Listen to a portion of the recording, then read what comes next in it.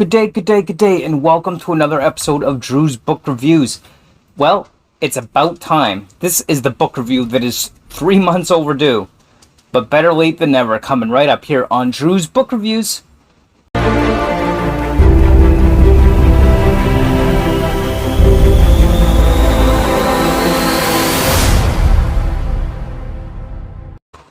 Good day, and welcome to another episode of Drew's Book Reviews. So, back in March, even before I had my family's move, I put up a poll to ask what book you wanted to see me do a review of. And that poll, on that viewer's choice poll, Malice won out. It is long overdue, but we are finally getting to the viewer's choice book from March. It's better late than never, eh? Well, let's talk about that. But before we get into that, don't forget to hit that like button, comment, and subscribe. And of course, check out the other viewer's choice video reviews I have. I'll have the playlist for that linked below as well. So let's talk about Malice. So this is book 1 in The Faithful and the Fallen by Gwynne. So this is his debut novel. Now, I've heard so much good things about this series here on BookTube, and it got me so hyped and so excited for this book. Now, it didn't quite meet my expectations in its entirety with this particular entry. Now, as I understand, this is the debut novel, and from what I've heard from other booktubers and bookish community is that this really is not Gwynne's best work. The first one isn't his best, but the series just gets better from there. So I'm really hoping that continues to play out as I continue my read of the series as a whole, because I so want this series to fulfill the expectations and the hype that was surrounding it when it was getting quite popular there on BookTube. And as usual, I'm a bit behind what's popular, but I do eventually get to it.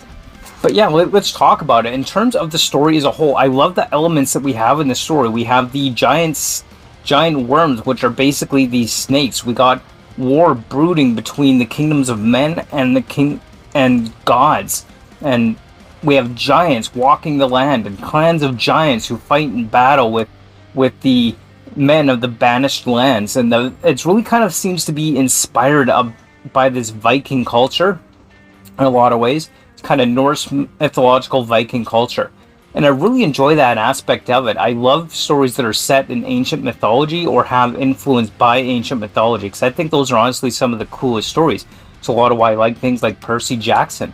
So I love that aspect of this, and I have to say, this really kind of delves into that idea of men fighting the giants and that kind of thing. There isn't really much in the way of magic in this world. There's the power of the gods and that kind of thing for sure, absolutely, but there isn't a significant large amount of magic for this fantasy. So it definitely feels more like a medieval or pre-medieval time fantasy series for sure.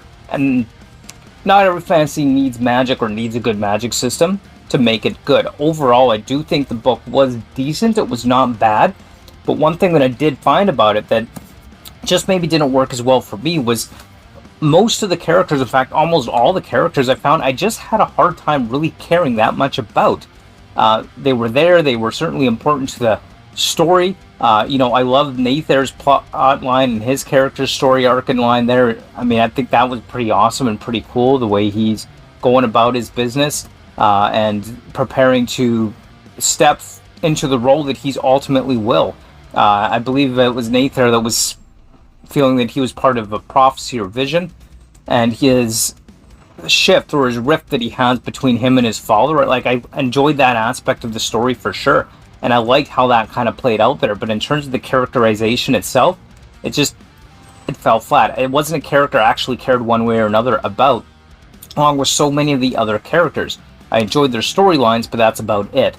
Although that being said, there was one character, or I guess two characters, that I really did enjoy, and that was Corbin or Ban and Storm. I loved the relationship that they had within this world and within their characters. And, I don't talk much about animal companions on this channel, and it's not because I don't like animal companions.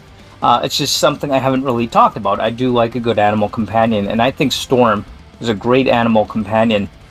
And it's one of those, and it was done in a way that I actually cared about that character far more so than any of the other characters within this overall book and this overall story plotline. Overall, I would say that this book feels a lot like a setup for the rest of the series, with a lot of moving pieces and a lot of characters to kind of get things in place for what's to come. All throughout the book, I felt it was building to something, but I have to admit, I didn't quite feel that it quite paid off to what I was hoping it would.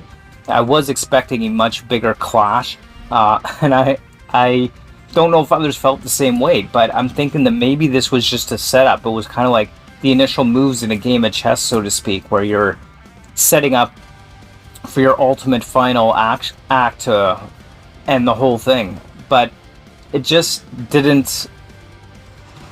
I guess it kind of fell flat for me is the best way to think about it in some ways. Not so much that I'm not going to continue with the series, though. Like, overall, I really still enjoyed the book. I think it was decent. I gave it a 3.5-star rating is where I would put this. So, you know, it's mostly good, but definitely room for improvement in a lot of ways. And like I said, from what I've heard from the bookish community, most people feel the same way about this particular volume. So those are my thoughts on Malice by John Gwynne, book 1 of The Faithful and the Fallen. And I'm trusting my bookish community friends when they tell me it only gets better from here. And I'm looking forward to seeing that play out with the other books in this series, which of course are on my to-be-read list, and I definitely will be reading them. So look forward to doing that. When all said and done, thank you so much for watching. Let me know what you thought down in the comments below, and don't forget to hit that like button, comment, subscribe, all that good stuff. And I look forward to seeing you next time on the next episode of Drew's Book Reviews. Until then, keep on reading. Bye!